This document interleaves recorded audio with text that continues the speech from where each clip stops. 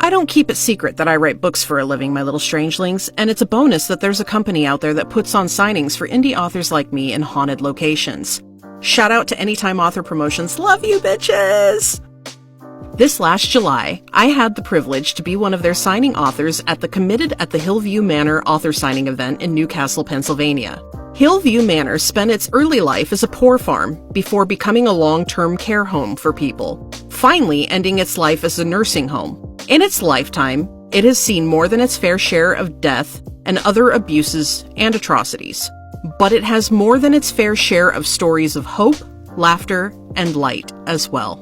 As far as the entities in Hillview, the focus is on several who have been known to be mischievous rather than harmful, or on the people who simply loved Hillview and the residents therein so much that they couldn't leave after death. I was lucky enough to find myself signing from patient room 137 on the 1A North hallway, and two of the ladies who volunteer at Hillview, who also knew or worked its halls before it closed its doors in 2004, let me know that I was in the priest's room.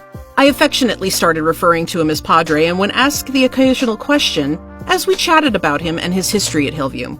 Apparently, his end of life was a rough one, as he was known to scream and cry out in pain, a phenomenon the ladies said echo through that portion of the old abandoned hospital to this day. I expressed I was sorry to hear that, and I hoped against hope that it was simply a residual haunting, and that the Padre wasn't still here. But alas, someone proved that they were in that room with us a short time later. You see, I tend to keep an enamel pin of a raven on whatever purse I happen to be carrying with me. The backs of these pins are the kind with the two tabs that you squeeze together to slide onto the pin and release to choke up on the pin itself to secure it. While I had one of these raven pins on the front of my purse, the back was still secure inside one of the front pockets of that purse.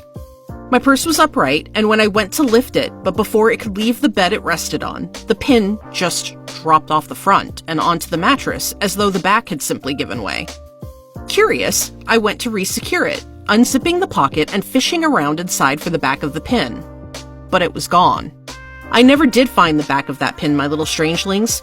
We searched that whole room high and low and asked repeatedly for it to be returned. But alas, I never got it back. I had to rob one off another pin when I got home. At least I didn't lose the pretty part.